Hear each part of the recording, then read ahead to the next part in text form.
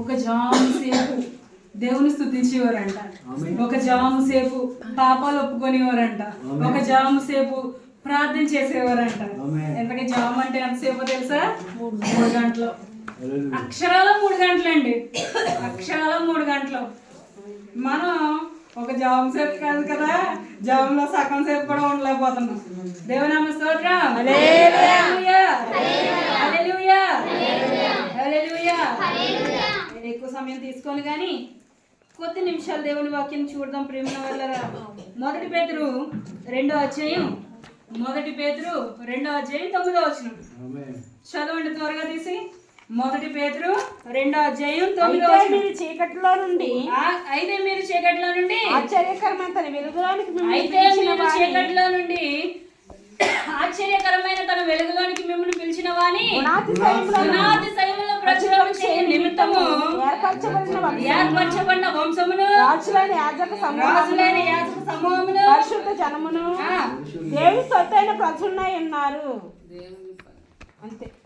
హల్లెలూయా హల్లెలూయా. పరిశుద్ధ జనం దేవుని సొత్తైన ప్రజలై ఉన్నారు. హల్లెలూయా హల్లెలూయా. అంటే ఇక్కడ పేతురు మహాశయుడు అంటున్నాడు కదా, అయితే మీరు చీకటిలో నుండి ఆశ్చర్యకరమైన తన వెలుగులోనికి మిమ్మును పిలిచిన వారి గుణాతిశయములను ప్రచురము చేయ నిమిత్తము. ప్రచురించడం అంటే ఏంటి? ప్రచురించడం అంటే ఏంటండి?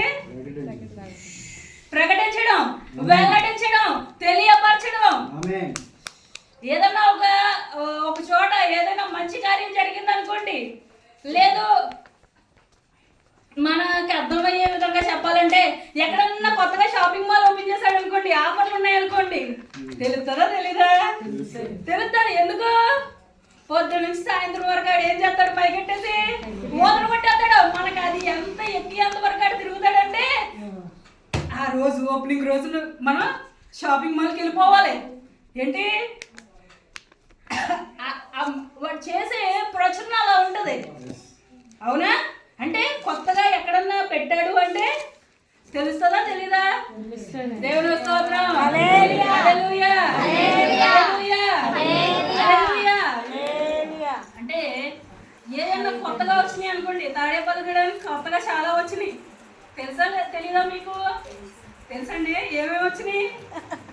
ఏమొచ్చినాయి? డిమార్ట్ వచ్చిందంట. Very good. ఇంకా షాపింగ్ మాల్ రకరకాలు వచ్చినాయి. ఎలా తెలిసినాయి? అన్ని ప్రచురం చేయడం వల్ల, వెల్లడి చేయడం వల్ల, అంటే తెలియపరచడం వల్ల. పలానా తాడేపల్లిగూడెం అదేంటి బస్ స్టాండ్ దగ్గర రకరకాలు వచ్చినాయి అని చెప్పి వాడు అడ్వర్టైజ్ చేయడం వల్ల మనందరికీ తెలియపరచబడ్డాయి. లేదు మీరు మార్కెట్కి వెళ్ళడం వల్ల చూస్తే తెలుస్తుంది. కానీ ఇక్కడ అంటున్నాడు కదా, ఈ పేతురు భక్తుడు అంటున్నాడు కదా, మిమ్మును చీకట్లో నుంచి అంటే మరణంలో నుంచి, మరణ అంధకారం నుంచి, చచ్చిపోయేలాగా లేకపోతే చావుకులోనేటువంటి ఆ స్థితిగతుల నుంచి మిమ్మల్ని వెలుగులోనికి అంటే జీవంలోనికి చచ్చిపోయే స్థితి నుంచి జీవంలోనికి బ్రతకడానికి మిమ్మల్ని పిలిచిన వాడి గుణాతిశయములను ప్రచురము చేయ నిమిత్తము. అంటే దేవుని స్తోత్రం. హల్లెలూయా హల్లెలూయా హల్లెలూయా.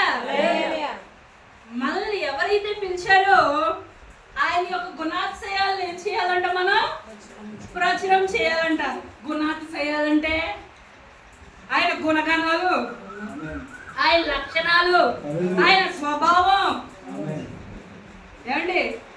దేవుని స్వభావం ఏంటి? దేవుని స్వభావం, దేవుని గుణం అంటే ఏంటి అని అడిగితే, నిన్ను అడిగితే ఏం చెప్తావు నువ్వు?